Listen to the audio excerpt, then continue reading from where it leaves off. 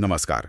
आज हम एक बहुत ही खास और शक्तिशाली ग्रंथ पर बात करने जा रहे हैं, देवी महात्म्य। जी। कई लोग इसे दुर्गा सप्तशती या चंडी पाठ के नाम से भी जानते हैं। और ये माँ दुर्गा की महिमा, उनके अद्भुत शौर्य, उनकी करुणा का जैसे एक महाकाव्य है। बिल्कुल सही कहा आपने। तो आज हमारी कोशिश रहेगी कि इसके जाप के पीछे जो गहरा अर्थ है और जो इसके प्रभाव हैं उनको थोड़ा और समझें। हाँ बिल्कुल, ये जो ग्रंथ है ये सदियों पुराना है। मार्कंडेय पुराण का एक बहुत ही महत्वपूर्ण हिस्सा है ये। अच्छा। इसमें करीब 700 श्लोक हैं और इनमें देवी के अलग अलग रूप, उनकी असीम शक्तियाँ और मतलब कैसे उन्होंने अधर्म पर धर्म की विजय दिलाई, इसका बड़ा ही सुंदर वर्णन है। खासकर जैसे आपने कहा, नवरात्रि में तो इसका पाठ बहुत ही शुभ माना जाता है, लेकिन सच कहूँ तो इसकी महिमा तो साल भर अनुभव की जा सकती है। हाँ, ये बात तो है। ठीक है, तो फिर शुरू करते हैं। देखिए, सबसे पहले जो बात दिमाग में आती है वो है शत्रु नाश और बाधा मुक्ति। ऐसा कहते हैं कि इसके पाठ से जीवन की रुकावटें दूर होती हैं, डर खत्म होता है। हाँ, ये होता कैसे असल में? क्या ये सिर्फ मतलब बाहरी दुश्मनों की बात हो रही है यहाँ? देखिए ये सवाल बहुत अच्छा है, क्योंकि शत्रु का अर्थ ना वो सिर्फ कोई बाहरी दुश्मन या विरोधी तक सीमित नहीं है। अच्छा। हमारे अंदर के जो शत्रु हैं, जैसे हमारा क्रोध, हमारा लोभ, अहंकार, भय, वो शायद कहीं ज्यादा बड़े और नुकसानदेह होते हैं। हाँ, ये बात तो सही है। तो देवी महात्म्य का पाठ खासकर जब पूरी एकाग्रता और श्रद्धा से किया जाए तो वो एक तरह से हमारी आंतरिक सफाई का काम करता है। आंतरिक सफाई। हाँ, मंत्रों का जो कंपन होता है, और जब हम देवी के स्वरूप पर ध्यान लगाते हैं तो उससे मन धीरे धीरे शांत होने लगता है और जो नकारात्मक विचार हैं वो कमजोर पड़ते जाते हैं। अच्छा। तो ये बाहरी बाधाओं को हटाने के साथ साथ हमारे अंदर के शत्रुओं पर विजय पाने में भी मदद करता है, और इससे फिर जीवन में आगे बढ़ने का रास्ता वो साफ होता जाता है। वाह, मतलब ये एक तरह से खुद को बेहतर बनाने की आत्म सुधार की प्रक्रिया भी है। बिल्कुल बिल्कुल। अब अगर बात करें आध्यात्मिक उन्नति की, ये पाठ हमें परमात्मा से या कह लें उस परम चेतना से कैसे जोड़ता है? देखिए, देवी महात्म्य सिर्फ कहानियों का संग्रह भर नहीं है। ये अपने आप में सृष्टि की जो 3 मूल शक्तियां हैं, रचना, पालन और संहार, उनका प्रतीक है।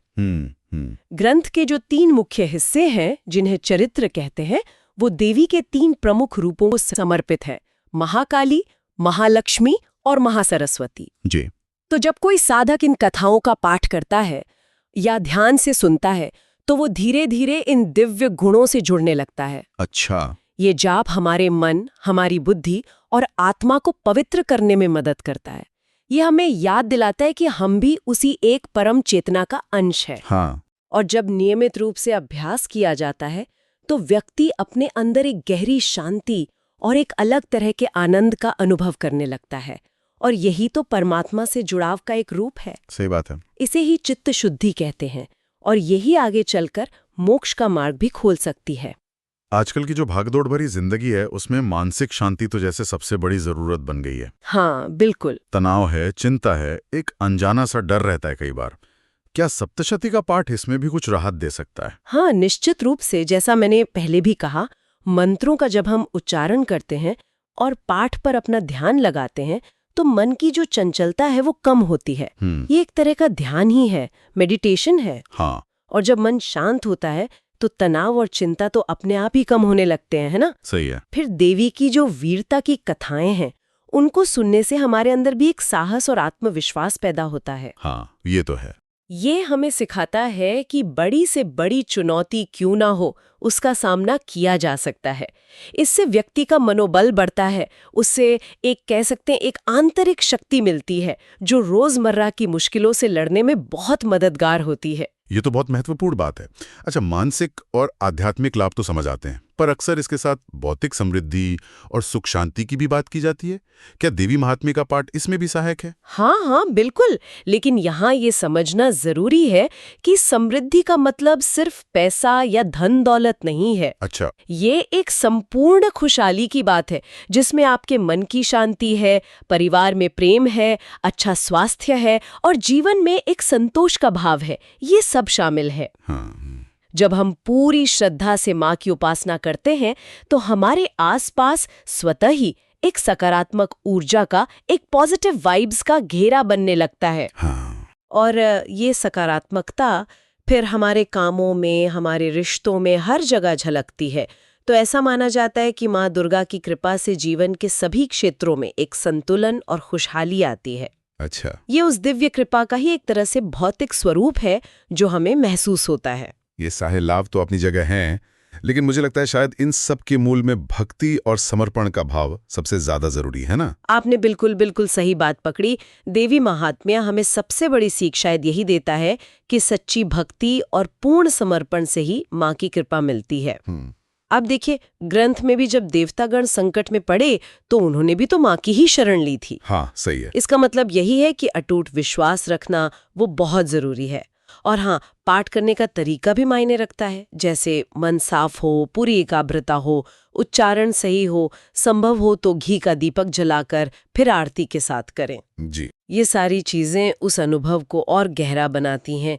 ये सिर्फ एक रस्म अदायगी नहीं है, बल्कि ये ईश्वर से जुड़ने का एक बहुत पवित्र माध्यम है। तो अगर हम सार देखें तो देवी महात्म्य या दुर्गा सप्तशती का पाठ सिर्फ एक धार्मिक क्रिया नहीं है, बल्कि ये जीवन को बेहतर बनाने का, उसे संवारने का एक बहुत शक्तिशाली जरिया है। हाँ, ये हमें अंदरूनी शक्ति देता है, मानसिक शांति देता है, जीवन में संतुलन लाता है और आध्यात्मिक विकास की ओर ले जाता है। पर सबसे अहम है वो भाव जिसके साथ इसे किया जाए, पूरी श्रद्धा और विश्वास। बिल्कुल। लाभ तो हैं ही, वो अपनी जगह हैं, लेकिन उससे भी बढ़कर ये अभ्यास हमें उस दिव्य ऊर्जा से जोड़ता है जो कहीं ना कहीं हमारे अंदर ही मौजूद है। ये हमें अपनी उस आंतरिक शक्ति को पहचानने और जीवन में सकारात्मक बदलाव लाने के लिए प्रेरित करता है। ये खुद को और इस ब्रह्मांड को समझने की एक बहुत ही खूबसूरत यात्रा है मेरे ख्याल से। अब जरा ये सोचिए कि इस तरह के गहन और पवित्र ग्रंथों से जब हम नियमित रूप से जुड़ते हैं तो जीवन की चुनौतियों को देखने का हमारा नजरिया और अपने अस्तित्व को समझने का हमारा तरीका वो कितना बदल सकता है। हाँ, ये सोचने वाली बात है। अगर आपको हमारी ये बातचीत ज्ञानवर्धक लगी हो, अच्छी लगी हो, तो कृपया इस वीडियो को लाइक जरूर करें और हमारे चैनल को सब्सक्राइब करना ना भूलें। जी हाँ, जरूर। अगली बार फिर मिलेंगे एक और ऐसी ही गहरी चर्चा के साथ। नमस्कार। नमस्कार।